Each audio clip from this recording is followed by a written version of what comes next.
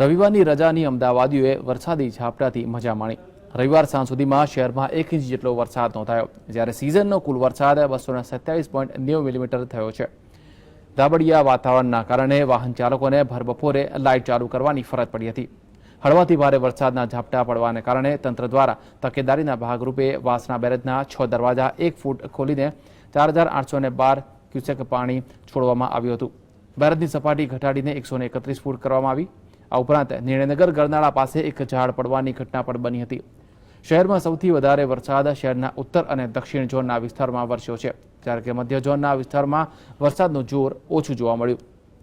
અમદાવાદીઓ વરસાદી માહોલની મજા તો માણી રહ્યા, પરંતુ વરસાદને કારણે કાદવ કીચડ અને મચ્છરનો ઉપદ્રવ વધવાથી પણ સંભાવના જોવાઈ રહી છે।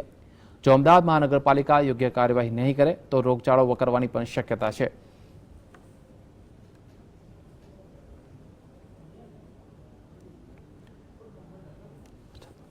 અમદાવાદમાં પણ અન્ય સ્થળોની જેમ વરસાદ વરસ્યો છે, પરંતુ 2 ઝોન સિવાય અન્ય ઝોનમાં વરસાદનું જોર ઓછું જોવા મળ્યું છે। વાસણા બેરેજના દરવાજા પણ ખોલવાની ફરજ પડી છે।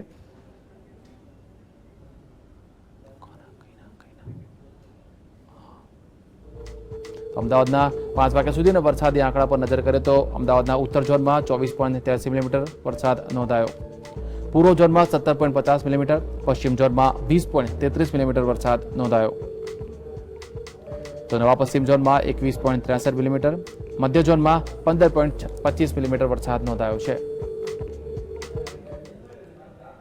અમદાવાદ શહેરમાં વરસાદી માહોલથી વાતાવરણ હિલ સ્ટેશન જેવું પણ જોવા મળ્યું।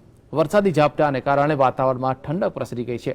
શહેરમાં ગઈકાલે મોડી સાંજથી વરસાદી માહોલ જામ્યો છે અને આજે પણ સતત વરસાદ પડવાના કારણે શહેરના મોટાભાગના જાહેર માર્ગો પર સહિત નીચાણવાળા વિસ્તારોમાં પાણી ભરાઈ ગયા।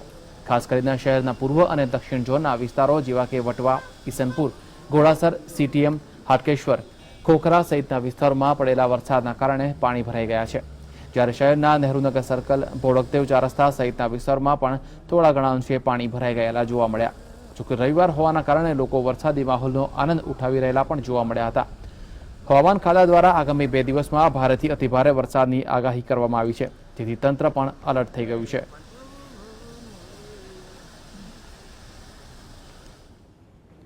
તો રવિવાર સવારથી વરસતા વરસાદી માહોલને કારણે અમદાવાદનું વાતાવરણ જાણે હિલ સ્ટેશન જેવું જોવા મળ્યું છે। વરસાદ અને રવિવારની રજા હોવાથી રિવરફ્રન્ટ પર લોકોની ભીડ જોવા મળી। રિવરફ્રન્ટ પર અમદાવાદીઓએ ફ્રેન્ડ્સ કે ફેમિલી સાથે રજા માણતા પણ જોવા મળ્યા હતા।